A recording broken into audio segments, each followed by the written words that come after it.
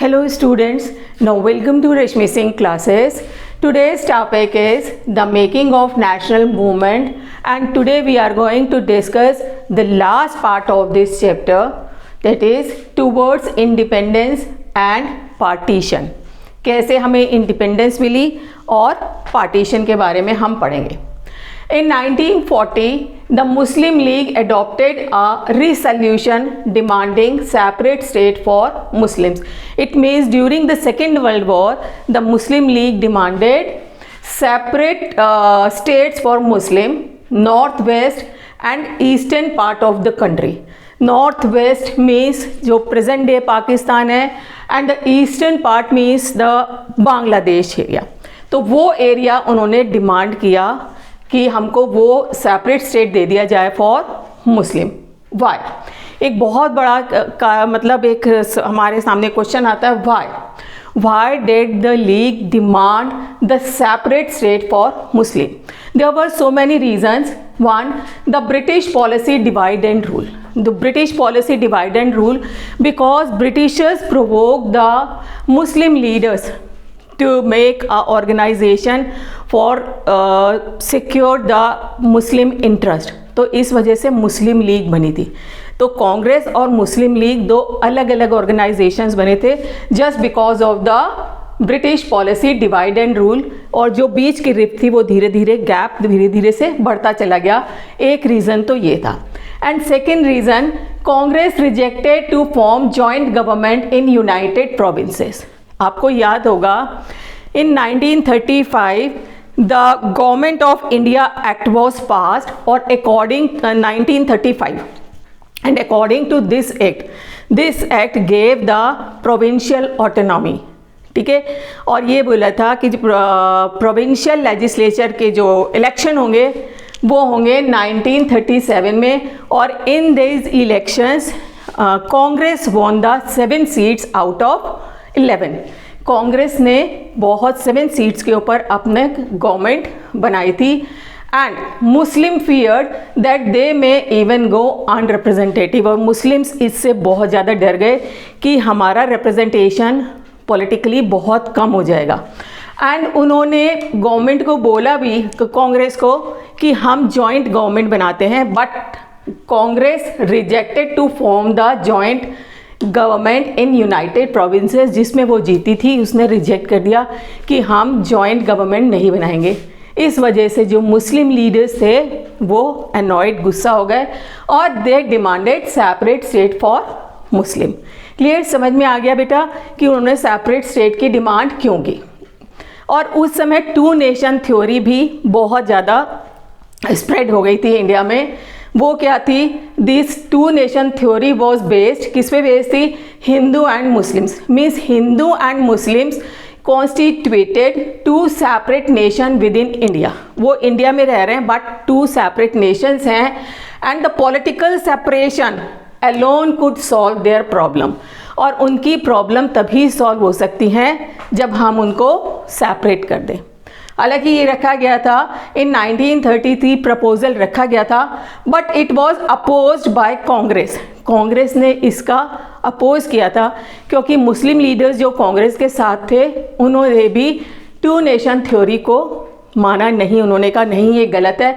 उसमें जो इम्पोर्टेंट मुस्लिम लीडर्स थे उसमें है अबुल कलाम, अब्दुल गफ़ार खान, इवन जिन्ना भी 2 नेशन थ्योरी के फेवर में नहीं थे. बाद में हो गए थे बट इस समय वो 2 नेशन थ्योरी के फेवर में नहीं थे और इस थ्योरी को अपोज किया गया. ठीक है. ये बात है during the second world war. But after the second world war situations change हो गई and the British government decided for transferring power. उन्होंने सोचा कि अब हमें पावर ट्रांसफ़र कर देनी चाहिए. क्या रीजंस थे? By the end of second world war Britain had become economically too weak to sustain the empire in India.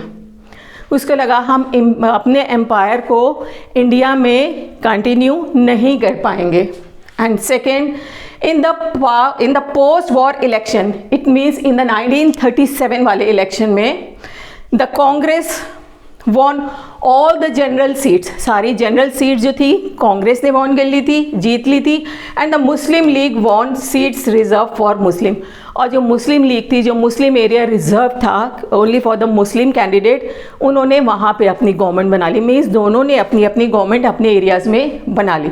तो इट मीन्स दोनों स्ट्रॉन्ग थे. And due to wide spread unrest in the country, situation control नहीं हो रही थी, इसीलिए that's why British PM prime minister Clement Attlee decided to transfer power to the Indians.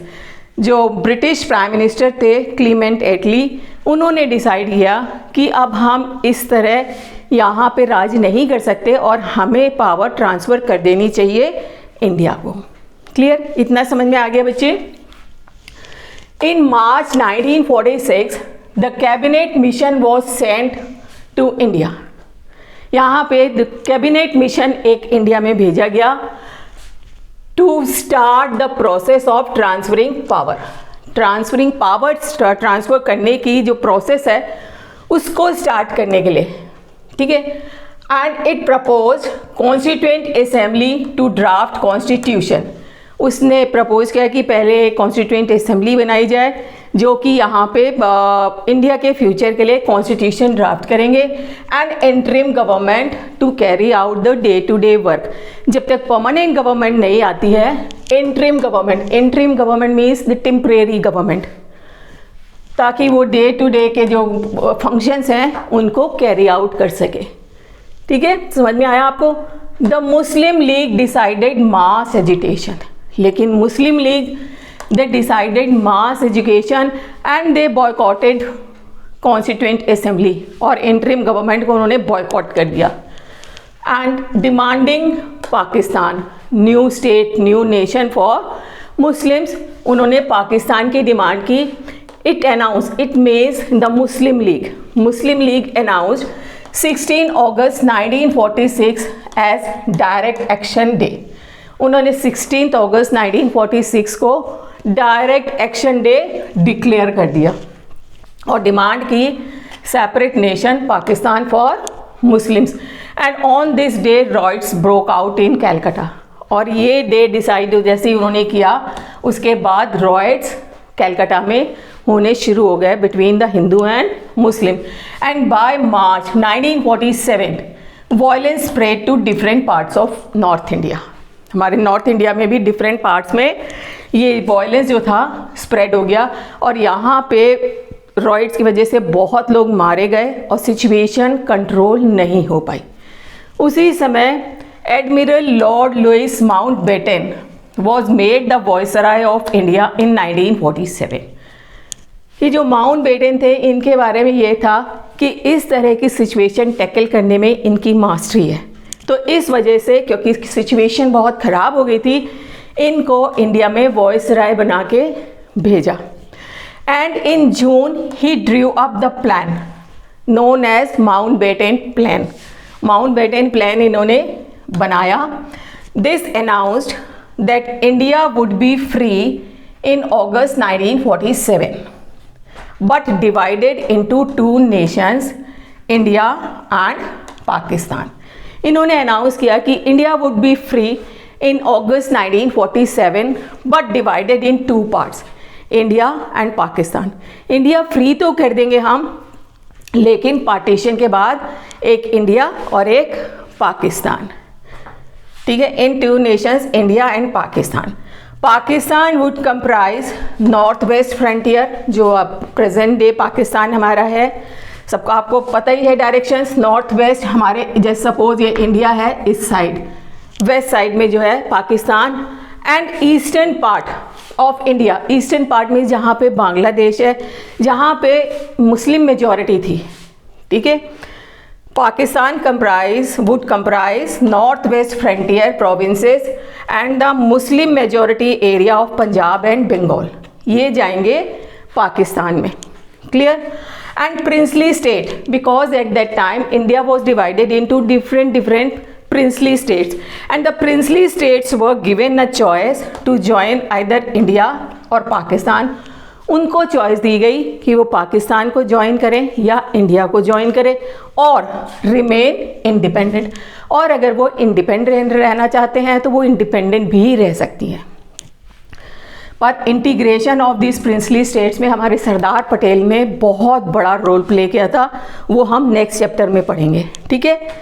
Now the two independent dominion of India and Pakistan were created at midnight on 14 and 15 अगस्त। और इस तरह दो independent Nations जो थे वो create किए गए in the midnight on 14 and 15 अगस्त 1947। हमें स्वतंत्रता मिल गई और उसी समय जवाहरलाल नेहरू ने बोला when the world sleeps India will awake to life and freedom. हमारे nationalist leader they were not in the favour of this partition, but the nationalist leader agreed to the partition in order to bring an end the terrible communal rights। उनको लगा अगर partition हो जाएगा तो जो communal riots हो रहे हैं, लाखों लोग मर रहे हैं, वो कम से कम हमारे कम्युनल राइट्स ख़त्म हो जाएंगे। इस वजह से उन्होंने पार्टीशन को एग्री कर लिया, मान लिया कि ठीक है आप दो नेशन में पार्टीशन या डिवाइड इंडिया को डिवाइड कर दीजिए, इंडिया एंड पाकिस्तान। किस तरह वहाँ पे राइट्स हो रहे थे बेटा, इसको आपको अगर देखना हो तो एक पिक्चर आई थी गदर पिक्चर, मौका लगे तो वो गदर पार्ट 1 वो ज़रूर देखिएगा, आपको पता चलेगा कि किस तरह राइट्स हुए थे और लोग कितने लोग मारे गए थे। तो इस तरह हमारा ये chapter the making of the national movement, अब हमें आज़ादी मिल गई, पार्टीशन हो गया, सब कुछ हो गया, इस तरह हमारा ये चैप्टर भी ख़त्म हो गया। आई होप चैप्टर बहुत लंबा था लेकिन इंटरेस्टिंग था, समझ में आया होगा। अगर आपको समझ में आया है बेटा, now like and subscribe and don't forget to press the bell icon. Thank you.